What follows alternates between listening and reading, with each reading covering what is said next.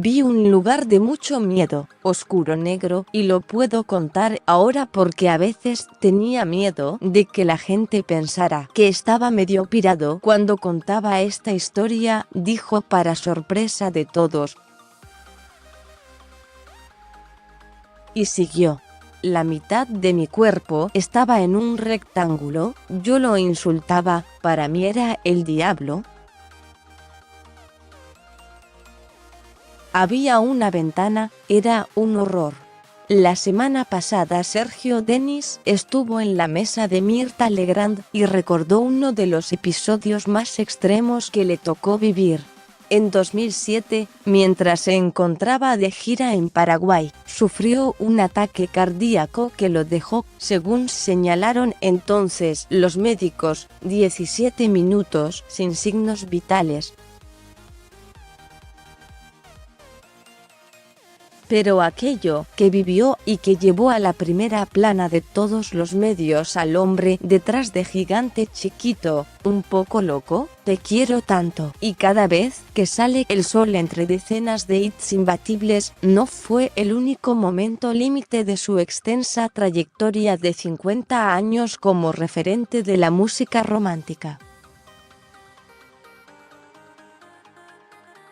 El cantante, uno de los más populares de la Argentina, lleva una vida sorprendente, llena de canciones exitosas que llegaron a ser coreadas por hinchadas de fútbol de todo el mundo, peripecias amorosas, altibajos económicos y gran popularidad pese a las diversas tormentas que debió enfrentar. De hecho, en las últimas horas Denis volvió al ruedo mediático por un romance que llamó la atención de varios. Según trascendió, el artista, que en marzo cumplirá 70 años, está en pareja desde hace 3 meses con una mujer 3 décadas más joven que fue compañera de colegio de una de sus hijas. Los comienzos Sergio Denis no es Sergio ni es Denis. Su nombre verdadero es Héctor Omar Hoffman y en su Coronel Suárez natal, una localidad bonaerense con 30.000 habitantes, rodeada por colonias de descendientes de alemanes como los abuelos del propio artista, todo el mundo lo conocía como el Negro. Su padre era carpintero y, salvo por su madre que solía cantar y su abuelo que tocaba el acordeón, creció en un ambiente donde no había músicos. Según relató en más de una ocasión, de chico aprendió a tocar la guitarra con un profesor salteño que pasó una temporada por su pueblo. En la adolescencia, junto a su hermano, participó de un grupo folclórico y desde entonces estaría para siempre vinculado al mundo de la canción. A fines de la década del 60, cuando terminó la escuela secundaria, como tantos otros jóvenes, viajó a probar suerte a Buenos Aires, donde se unió a un grupo, Los Bambis. Eran tiempos de gran repercusión para los artistas que habían participado del Club del Clan, de un pop pegadizo que sonaba por todos lados. En 1969 le pidieron que grabara un sencillo. Ahí nació su nombre artístico y de esa manera comenzó de manera oficial la carrera de un solista que llegó a grabar más de 300 canciones entre propias y covers, y a vender más de 6,5 millones de discos. Con temas lentos, de gran romanticismo en sus letras, en la década del 70 el éxito lo acompañó de inmediato. De hecho, el artista se convirtió en el primer cantante de música melódica en presentarse en el Teatro Ópera porteño. de esos tiempos son canciones memorables como Te llamo para despedirme y Cada vez que sale el sol, entre otras. En paralelo, en épocas de marketing musical incipiente y artesanal, traccionado a pura intuición de los productores, la imagen de galán de Dennis ayudaba a ubicarlo entre los artistas más codiciados. Por aquellos años, según se supo tiempo después, vivió un romance fugaz con Susana Jiménez. He hablado de Susana porque ella lo contó en un libro. Nos conocimos en un show mío, que ella fue a ver al Hermitage.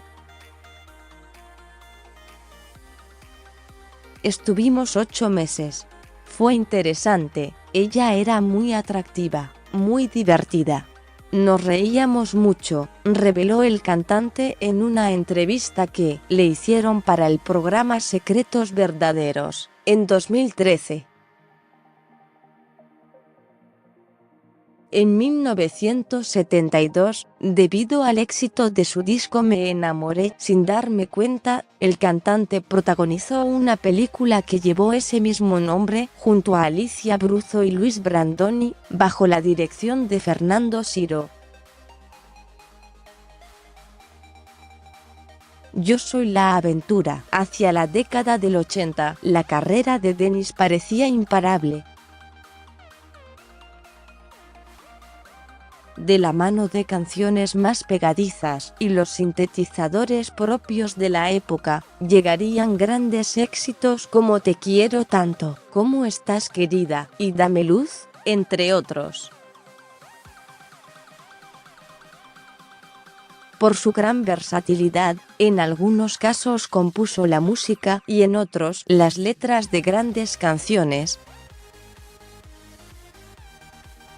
En esa época también grabaría versiones en español de grandes temas del pop y del rock internacional de George Harrison, Simon and Garfunkel y Carole King, entre otros.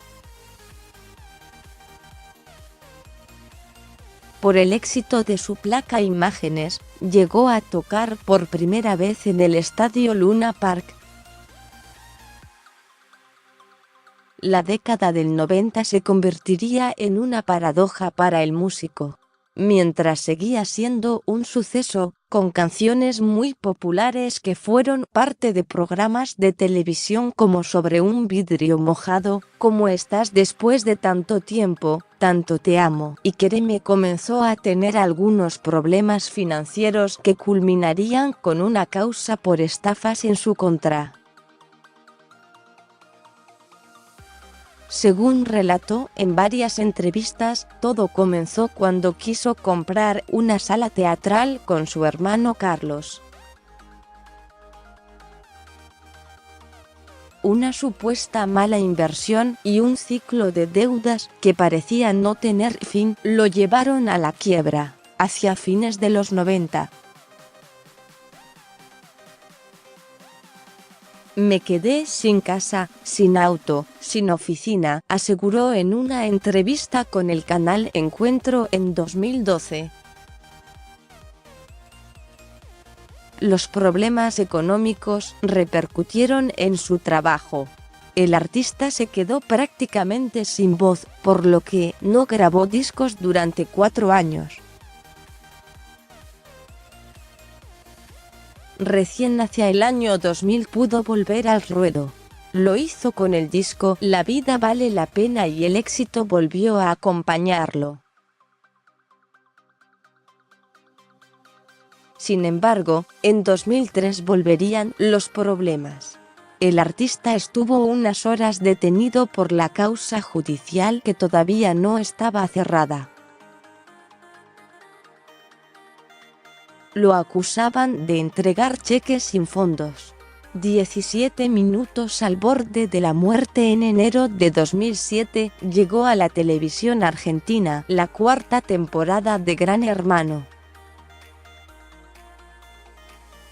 Se trató de una edición explosiva de uno de los reality shows más célebres del mundo con altos niveles de audiencia y popularidad. Entre los participantes de la casa más famosa del país estaba Melissa Durán, una joven que a poco tiempo de entrar sorprendió a sus compañeros al revelar que tenía una relación sentimental con Sergio Denis. No faltaron los comentarios maliciosos ni las especulaciones porque la joven, que fue eliminada bastante rápido del programa, tuvo un encuentro amoroso con otro de los participantes. Los medios de inmediato fueron a buscar al cantante, que prefirió en aquella ocasión no hacer declaraciones sobre lo que todo el mundo había podido ver en la televisión. Poco después, en mayo de ese año, Denis sufrió el ataque cardíaco en Paraguay, que casi le cuesta la vida. El cuadro reviste mucha gravedad, informaron entonces los médicos que lo atendieron. El cantante fue operado y, después de estar más de 3 horas en el quirófano, pudo reponerse con decenas de fans en la puerta del sanatorio, siguiendo el minuto a minuto de su estado. En 2011, la salud del cantante volvió a jugarle una mala pasada. Según le contó a Susana Jiménez en su programa, las dificultades económicas y su tendencia a la automedicación lo llevaron a atravesar un cuadro difícil. Tengo la costumbre de automedicarme y eso conspiró en contra de mí mismo. He tomado de más. Me he pasado de pastillas, me olvidaba de cuando las había tomado. Los médicos no me vieron bien y me internaron. Estaba un poco loco yo, confesó tiempo después en el living de la diva. Con gran cantidad de giras y presentaciones por todo el país, la popularidad de Sergio Denis parece seguir intacta. Es imposible que no te emociones con 60.000 tipos en la cancha cantando tu canción, dijo conmovido recientemente. Es que las bases de Te quiero tanto, la canción que invita a vivir con fantasía y a jugar sin temor porque hoy es el día, fueron y siguen siendo usadas por las hinchadas de numerosos clubes de fútbol en la Argentina y en Europa para dar aliento a los jugadores.